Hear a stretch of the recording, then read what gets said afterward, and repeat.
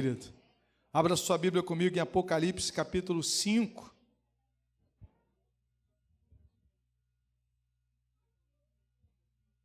Apocalipse capítulo 5.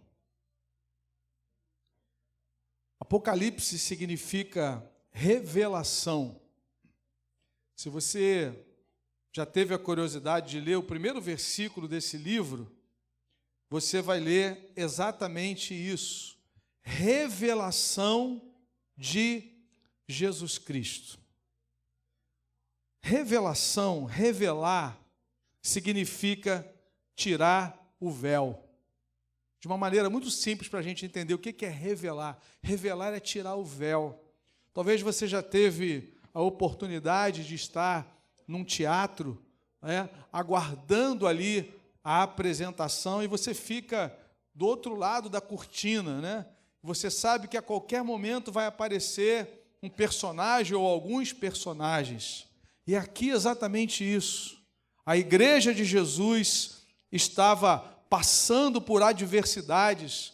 A igreja do Senhor estava sendo perseguida, e a causa da perseguição da igreja é que naqueles dias, no meio do Império Romano, os imperadores eles eram adorados.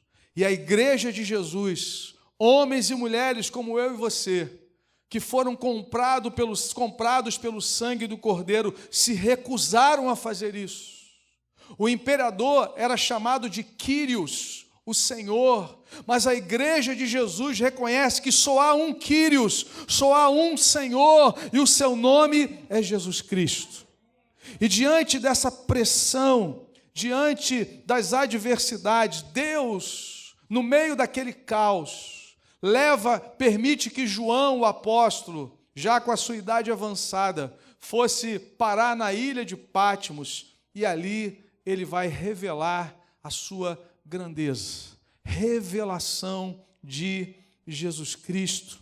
Esse foi o caminho usado por Deus para consolar o seu povo, para encorajar o seu povo que estava passando por adversidade. A revelação do caráter de Jesus, a revelação da grandeza de Jesus. E logo no primeiro capítulo ele já aparece sendo glorificado, os olhos como chama de fogo, aleluia, a sua voz como voz de muitas águas. O Império Romano tentava intimidar a igreja, tentava diminuir a igreja, mas o Senhor se apresenta não como aquele que foi morto mais, mas como o leão que venceu. Louvado seja o nome do Senhor. Eu convido então você a ler comigo no capítulo 5 de Apocalipse, a palavra do Senhor. Percebam, irmãos, que esse é um momento de uma revelação nova. Esse é um momento especial no livro. Até o capítulo 3 as coisas estão acontecendo na terra.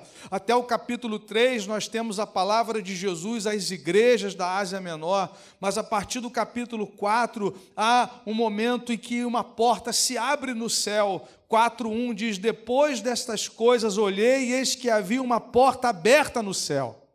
E agora nós vamos ver uma outra perspectiva. Deus nos chama a olhar para a nossa vida, Deus nos chama a olhar para a história de uma outra perspectiva, na perspectiva divina, na perspectiva do trono de Deus. E é isso que nos faz descansar, e é isso que nos faz confiar. E nós vamos ler o texto então, nesse espírito, nessa compreensão. Vi na mão direita daquele que estava sentado no trono um livro em forma de rolo, escrito por dentro e por fora, selado com 7 selos. Vi também um anjo forte que proclamava com voz forte: quem é digno de quebrar os selos e abrir o livro? Ora, nem no céu, nem sobre a terra, nem debaixo da terra, ninguém podia abrir o livro, nem mesmo olhar para ele.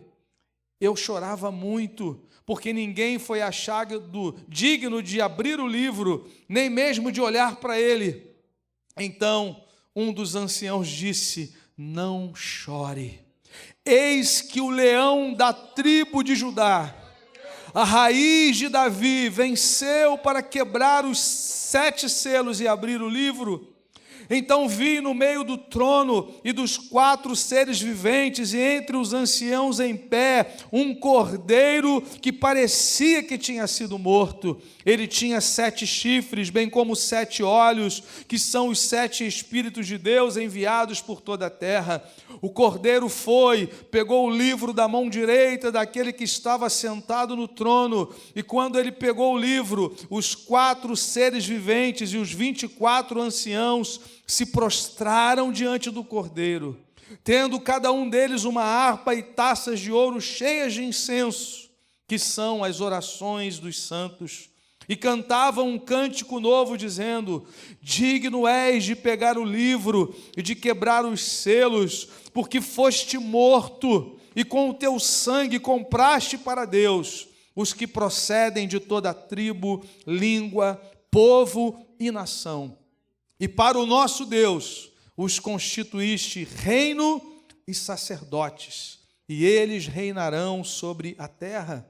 Vi e ouvi uma voz de muitos anjos ao redor do trono, dos seres viventes, dos anciãos, cujo número era de milhões e milhares de milhares, proclamando com voz forte: digno é o cordeiro que foi morto, de receber o poder, a riqueza, a sabedoria, a força, a honra, a glória e o louvor. Então ouvi que toda criatura que há no céu e sobre a terra, debaixo da terra e sobre o mar, e tudo que neles há, estava dizendo: aquele que está sentado no trono e ao Cordeiro, sejam o louvor, a honra, a glória e o domínio para todo sempre. E os 4 seres viventes respondiam: amém.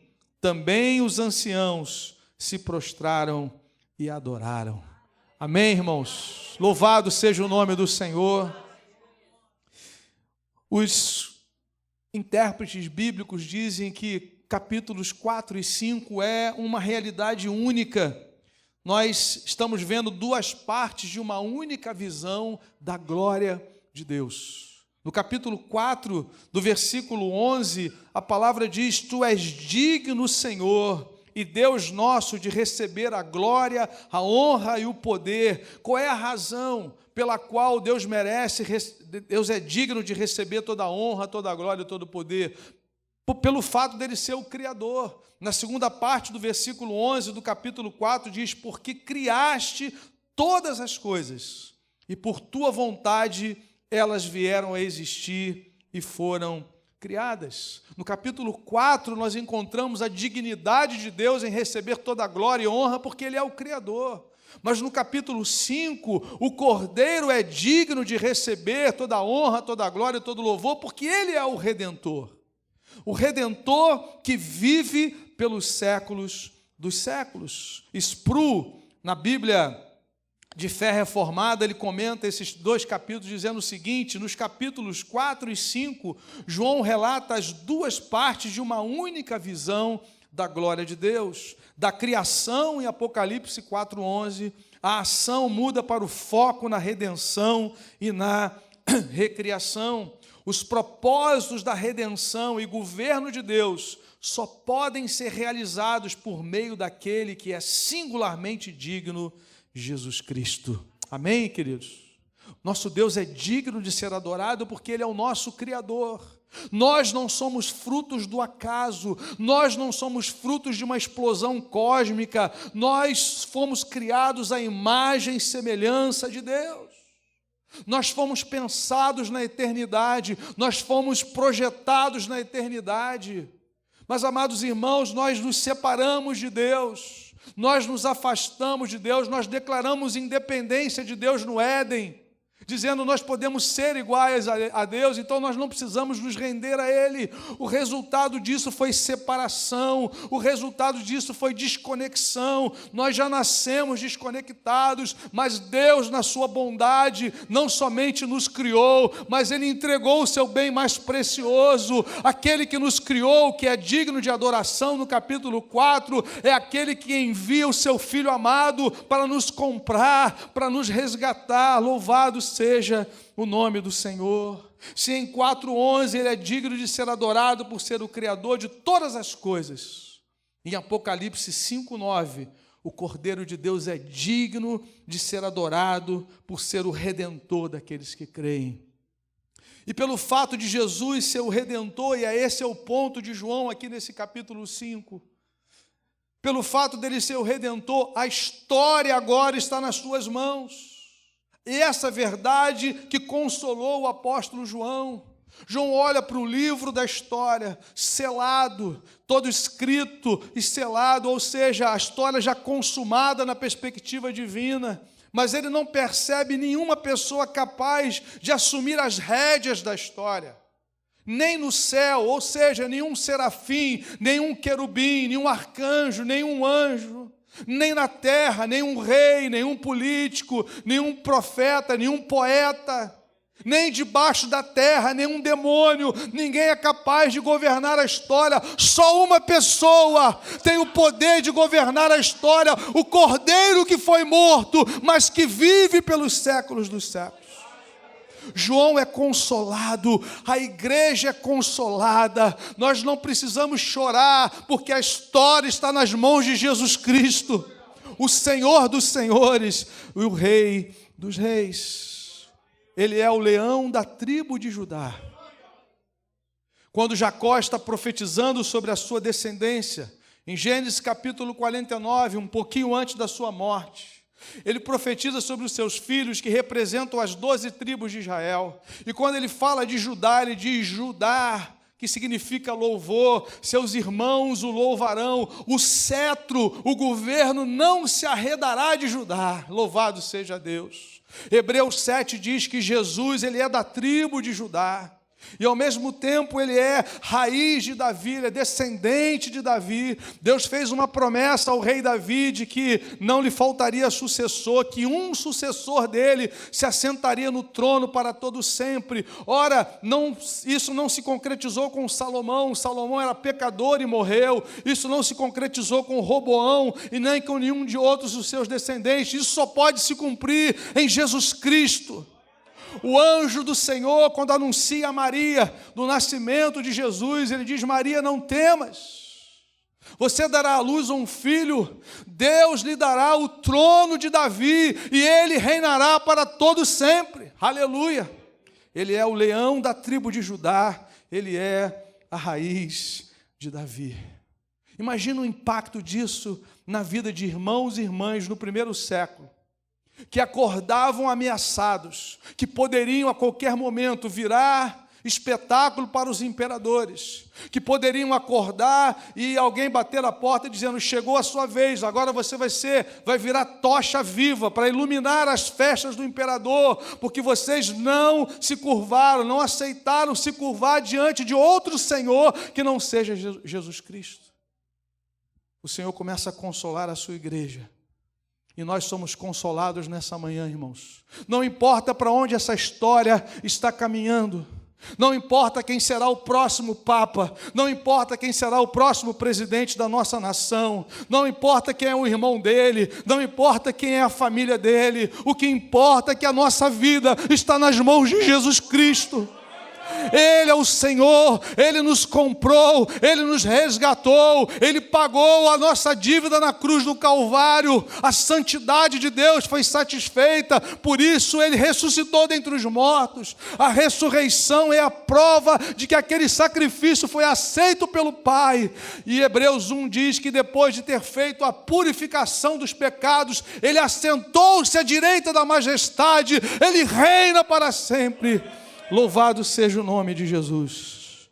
Quais são as implicações na vida da igreja diante da revelação de que Jesus Cristo venceu na cruz, venceu o pecado, venceu o mal, ressuscitou dos mortos e é digno de conduzir toda a história? O que isso significa para a nossa vida, as implicações disso no nosso dia a dia?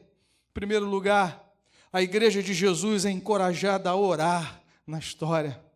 Sabendo disso, sabendo, irmãos, de que Nós estamos falando, quando oramos, com aquele que é Senhor sobre todas as coisas, sabendo que o governo pertence a Ele, as nossas orações são dirigidas àquele que governa, nós somos encorajados a orar. Diz o versículo de número 8, a palavra diz: e quando ele pegou o livro, os 4 seres viventes e os 24 anciãos se prostraram diante do Cordeiro, tendo cada um deles uma harpa e taças de ouro cheias de incenso, que são as orações dos santos. Os santos de Deus oram na história, e as suas orações sobem como incenso diante daquele que reina. Por isso, meu irmão, você é encorajado a orar, nós somos encorajados a orar, porque nós estamos nos alinhando com aquele que governa sobre todas as coisas. Não oramos a um Cristo morto, não oramos a um Deus que não intervém na história, nós oramos para aquele que é rei, é soberano sobre todas as coisas.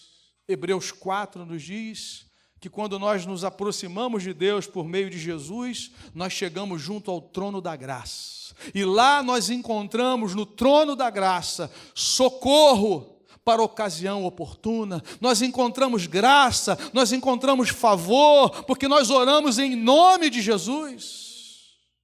A igreja que crê que Ele é o leão da tribo de Judá, que o cordeiro que foi morto é o leão que venceu, é encorajada a orar, a confiar a sua vida, as suas demandas, a entregarmos tudo nas mãos do Senhor em oração. Segundo lugar, uma segunda implicação de reconhecermos que Ele é o Senhor da história, que a história está nas suas mãos, é que a igreja é encorajada a evangelizar. Vejam, irmãos, o versículo 9, a palavra diz, na sequência dessa passagem, cantavam um cântico novo, os santos de Deus, os remidos de Deus. Digno és de pegar o livro e de quebrar os selos, porque foste morto. E com o teu sangue compraste para Deus os que procedem de onde, irmãos? De toda a tribo, língua, povo e nação. Nós estamos aqui porque nós fomos comprados para Deus. Mas como é que nós chegamos a essa notícia? Alguém proclamou essa verdade para nós. Alguém falou de Jesus para você quando você era uma criança, ou alguém falou de Jesus para você na sua adolescência, na sua juventude, ou já sendo um adulto, ou até mesmo um ancião. Deus, na sua soberania, colocou pessoas no seu caminho para anunciar essa verdade. E nós somos encorajados, irmãos, a proclamarmos o Evangelho, porque o texto está dizendo que diante do Cordeiro, diante do trono de Deus, estarão pessoas de toda a terra. Por isso nós pregamos o Evangelho. Nós não sabemos quais são as pessoas que vão ouvir e crer, mas nós sabemos que muitas vão crer. Uma grande multidão estará diante dele, o adorando, reconhecendo o seu sacrifício. Por isso, nós somos encorajados a avançar para a glória de Deus. A igreja é o povo de Deus em missão no mundo, porque Cristo morreu para comprar com o seu sangue pessoas que procedem de toda a tribo, povo, língua e nação. Há pessoas no nosso bairro que vão ser compradas pelo sangue de Jesus. Há pessoas na nossa cidade que vão ser compradas. Há pessoas na nossa família. Há pessoas na nossa nação, nas nações da terra. Por isso a igreja envia, assim como o Pai me enviou, eu também vos envio. Nós estamos, irmãos, participando desse grande chamado de Deus, que está formando uma multidão de todas as partes da terra, de todas as etnias, de todos os grupos étnicos, de toda a língua, de toda a tribo. Que coisa tremenda! Nós estamos vendo a ação de Deus em todo o planeta, chamando pessoas que nós nunca imaginávamos. O Evangelho entra na China com força, chineses estão se convertendo aos milhares, vidas estão reconhecendo o senhorio de Jesus. É a última chamada de Deus para a história. Por isso, irmãos, nós fomos chamados a nos unir a esse projeto. A igreja está em missão, não a sua missão particular, a missão de Deus. Deus está em missão, usando um povo para o louvor da sua glória.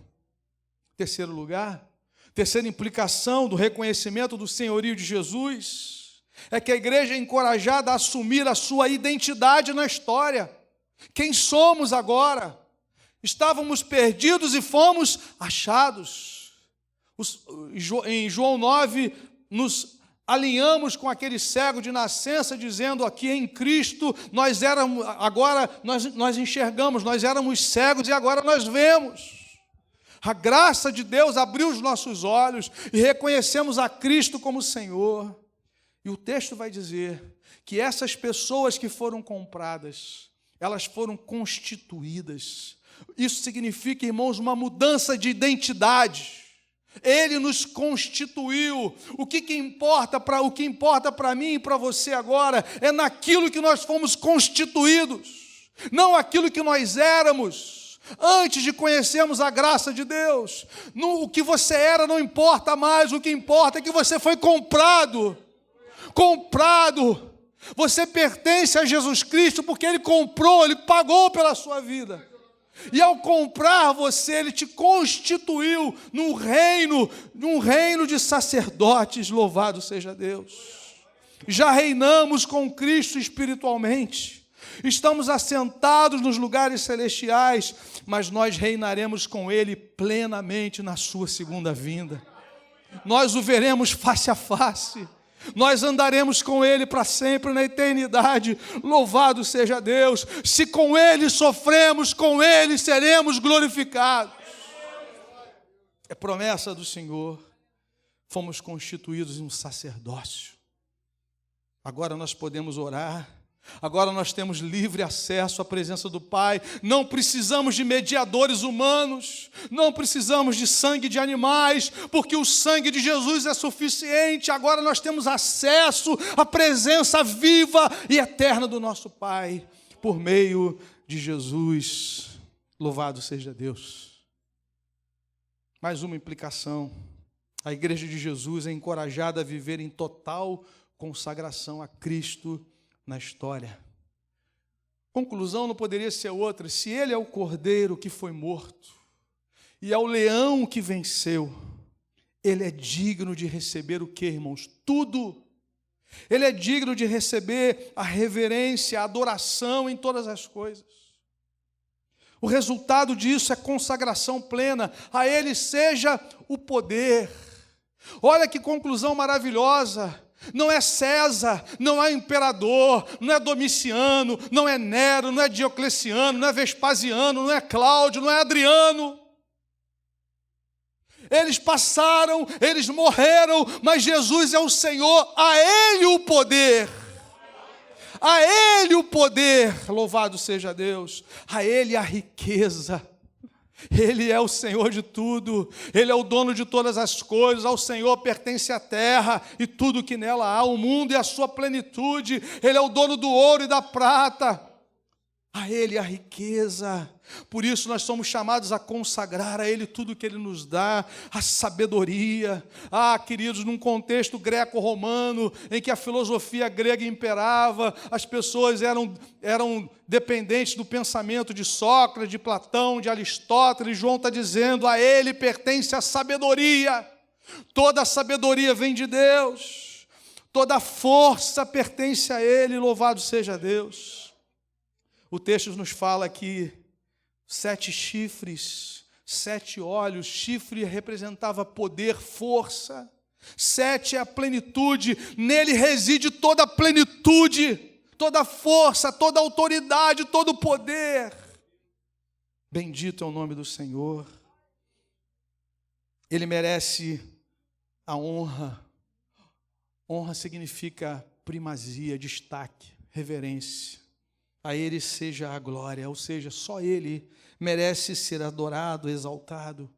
Todo culto só deve ser prestado a Ele, ao Cordeiro que foi morto, ao leão que vive. Ele é adorado por quem Ele é. Ele é o leão, Ele é o Cordeiro. Ele é adorado por onde Ele está, lugar que Ele está sentado no trono, diz o versículo de número 6. Louvado seja Deus, eu vi no meio do trono um cordeiro que parecia tinha sido morto, ou seja, é uma situação provisória, parecia como morto, mas eis que ele vive pelos séculos dos séculos. Ele é adorado por aquilo que ele fez. Ele foi morto e ele comprou com o seu sangue para Deus, para o nosso Deus, e nos constituiu reino e sacerdotes. Louvado seja o nome do Senhor. Nós estamos diante daquele que venceu. Nós adoramos aquele que venceu, meus irmãos. Por isso nós somos encorajados a crer, por isso nós somos encorajados a orar, nós somos encorajados a evangelizar, nós somos encorajados a consagrar tudo a Ele, porque Ele venceu. Aquilo que amedrontava a igreja no primeiro século foi se diminuindo quando a cena agora vai para o céu, quando a perspectiva agora não é mais do chão, a perspectiva é do céu. Depois dessas coisas olhei e eis que havia uma porta aberta no céu. Quando a nossa visão é do trono para baixo, tudo fica pequeno diante da glória de Jesus Cristo, o Cordeiro que foi morto, mas que venceu. Aleluia! Aleluia! Pastor, olha o tamanho da minha prova. Sobe para aqui, diz o Senhor, dá uma olhada de cima, veja como eu estou providenciando livramento para você. Dá uma olhada de cima e veja o socorro que eu mando para você. Olha de cima e veja como minha graça é salvadora. Olha de cima e veja como eu sou Deus que perdoa, que liberta, que cura, que transforma, que reveste de poder, que enche de esperança, de alegria. Aleluia! Sobe para aqui. João, dá uma subida para cá, agora você vai ver de uma outra perspectiva. Nós somos chamados a olhar para a história na perspectiva do trono. Há alguém assentado no trono, e esse alguém não é César, esse alguém não é Herodes, esse alguém não é o faraó, esse alguém não é o Trump, esse alguém não é o Lula, esse alguém não é o Bolsonaro, esse alguém é aquele que venceu. Aleluia! Glória! Ele é digno de ser adorado por sua criação. Tu és digno, 4:11 de Apocalipse.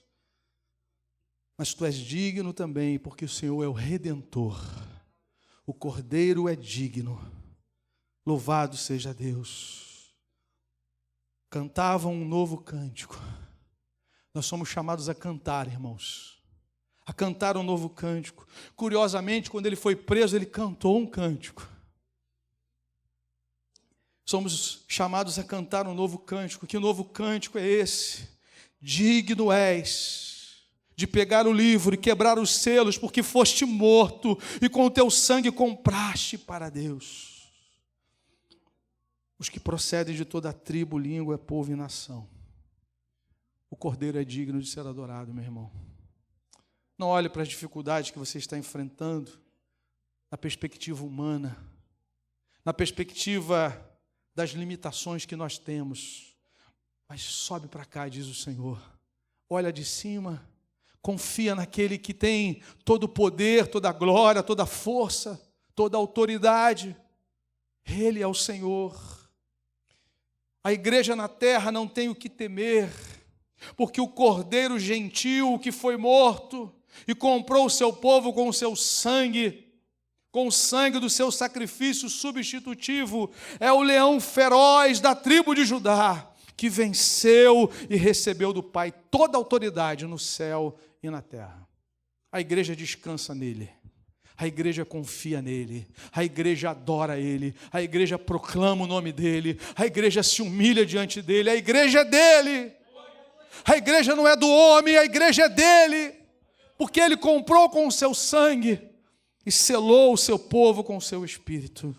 Louvado seja Deus. 2 aplicações, queridos. A primeira delas, a pergunta que eu faço para você que nos ouve nessa manhã, ou aqui ou de casa: você já foi comprado pelo sangue do Cordeiro de Deus? Você já é uma propriedade exclusiva de Deus? Jesus é o Cordeiro que foi morto. Quando ele começa o seu ministério, João Batista, que é aquele que vai preparar o caminho, olha para ele e diz assim: ele é o Cordeiro de Deus que tira o pecado do mundo. O Cordeiro de Deus, um animal puro, que deveria ser sem mácula. Durante a história, Deus foi preparando para esse grande ato da redenção. Os animais não poderiam ser sem defeito, sem mácula, sem ruga. apontando para o caráter perfeito de Jesus, sua santidade. E aqui, Apocalipse 5:9 diz que o Cordeiro foi morto para comprar com seu sangue homens e mulheres para o louvor da sua glória. Amém, querido? Sua vida já foi comprada pelo sangue de Jesus? Você já descansa nisso? Há pessoas que têm medo da morte.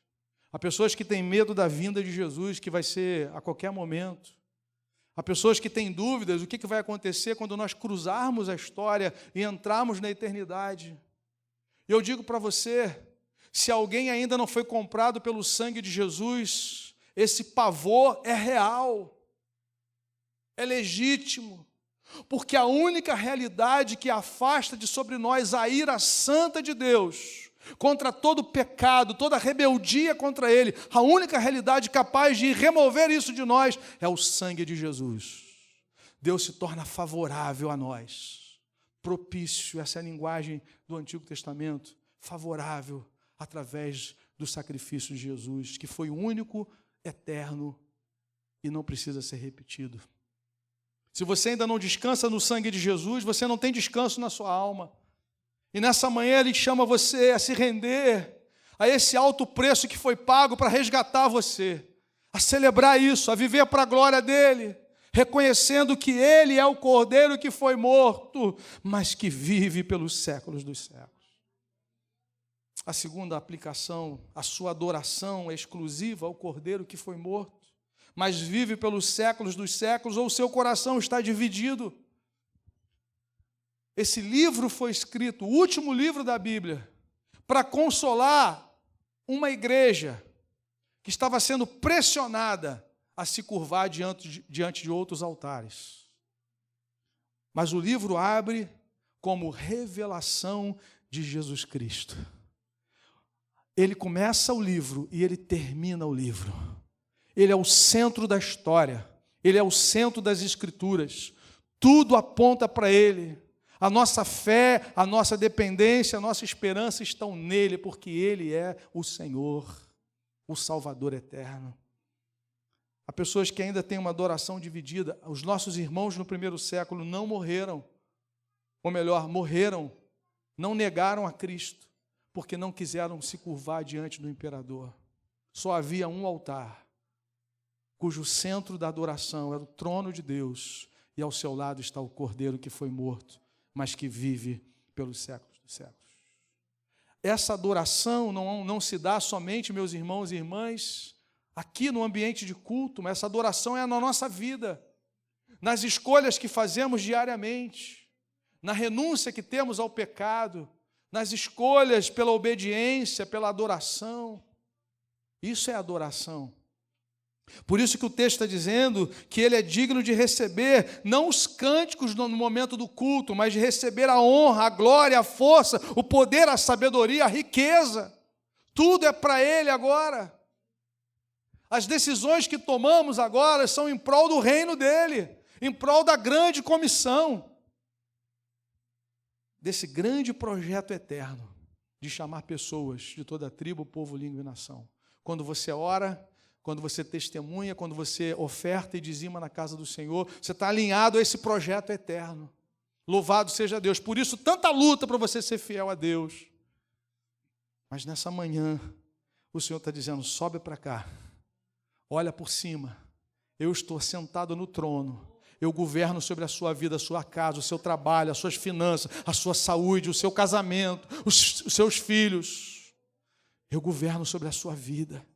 A sua fé, a sua esperança precisam ser depositadas aos meus pés. Curva a sua cabeça, feche seus olhos, em nome de Jesus. Nessa manhã, o Cordeiro que foi morto é o mesmo leão que se levantou. Ele quer ser o Senhor da sua vida. Feche seus olhos, a igreja está orando por você agora. Talvez há pessoas nessa manhã que ainda não entregaram as suas vidas, não reconheceram Jesus como Salvador e Senhor. Eu quero orar por você agora. Nessa manhã, que você que deseja reconhecê-lo, confessá-lo, eu confesso publicamente, não tenho vergonha de assumir que Jesus Cristo é o meu Salvador e o meu Senhor. Eu quero fazer isso hoje publicamente. e daqui em diante viver para a glória a Deus e por toda a eternidade. Se você ainda não tomou essa decisão, essa é a decisão mais importante da sua vida. Deus está te chamando hoje. A igreja está orando por você. Alguém nessa manhã que gostaria de tomar essa decisão, de reconhecer Jesus como seu único, suficiente e eterno Salvador. Eu queria que você ficasse de pé, eu quero orar por você, em nome de Jesus. Alguém nessa manhã que gostaria de reconhecê-lo como Senhor da sua vida, onde você está, fique de pé, ou levante uma de suas mãos. Eu quero orar por você agora, em nome de Jesus. Em nome de Jesus. Se você deseja reconhecê-lo como Senhor da sua vida, fique de pé no seu lugar, ou erga uma de suas mãos, eu quero orar por você. Amém, em nome de Jesus. Você que gostaria nessa manhã de dizer: Senhor, eu te recebo pela fé, eu quero viver para a tua glória. Onde você está, fique de pé no seu lugar. Eu quero orar por você. É uma batalha tremenda travada, para que você não reconheça que Ele é o único Salvador da sua vida. A igreja está orando por você, eu quero orar por você também. Em nome de Jesus, onde você está? Onde você está? Fique de pé. Quero orar por você. Feche seus olhos. Nossa irmã querida que se levantou. Senhor, toma tua filha nas tuas mãos nessa hora. Confirma a decisão que ela toma na tua presença. Em nome de Jesus, para a glória do Senhor. Pai Santo, eu quero entregar a igreja nessa hora, Pai. Que o Senhor receba a nossa adoração. Que o Senhor receba a nossa entrega. Nós queremos declarar no teu altar que o Senhor é digno de receber toda a honra, toda a glória, toda a força, todo o poder, toda a majestade. Meus irmãos, continue orando. Eu quero orar por você que quer consagrar a sua vida a Ele. O Espírito Santo tem falado ao meu coração. Eu não quero deixar passar essa oportunidade. Você sabe que é com você. Deus falou ao seu coração nessa manhã. Você sabe que você hoje precisa entregar tudo no altar de Deus. A igreja está em oração. Fique de pé no seu lugar. Deus falou ao seu coração. Eu não vou me alongar, mas eu sei que Ele falou com você. Queria que você ficasse de pé agora, em nome de Jesus. Ele está te chamando para uma consagração. Aleluia. Ele está te chamando para uma consagração, para uma entrega. Aquilo que precisa ser entregue totalmente no altar de Deus. Ele é o Senhor da sua vida. Ele é contigo. Eu quero orar por você. Onde você está, fique de pé, em nome de Jesus. Há mais alguém que precisa ficar de pé. Deus está te chamando para romper nessa manhã, querido. Há cadeias que precisam ser quebradas diante do trono. Você está diante do trono. Coloque no altar de Deus agora aquilo que está prendendo a sua vida, aquilo que você sabe que precisa estar sob o senhorio de Jesus, que precisa estar sob o domínio do Cordeiro e do Leão. Ele está te chamando nessa manhã. Ele te ama. Ele corrige a quem Ele ama, mas Ele está chamando você. Há vidas que precisam de um conserto nessa manhã, na presença dEle. E você sabe que é contigo. Eu não vou me alongar. O Espírito já falou com você. Onde você está? Fique de pé no seu lugar. Eu quero orar por você agora. Em nome de Jesus. Em nome de Jesus. Deus Todo-Poderoso. Toma, Pai, aqueles que se colocam em pé na Tua presença. Que nessa hora, Pai, venha o bálsamo do Teu Santo Espírito, Pai. Traga renovo, Senhor, nessa hora. Fortalecimento, Pai. Para que os Teus filhos possam caminhar na Tua presença com liberdade, com alegria. De reconhecer que tudo é Teu, Senhor. Que a vida deles, que o trabalho, que a família, que tudo que o Senhor tem colocado em suas mãos é para a glória do Cordeiro, é para a glória do leão da tribo de Judá que venceu. Abençoa as suas vidas, dá livramento, Senhor, dá sabedoria, dá orientação, dá o escape que cada um precisa. Em nome de Jesus, amém. Glória a Deus.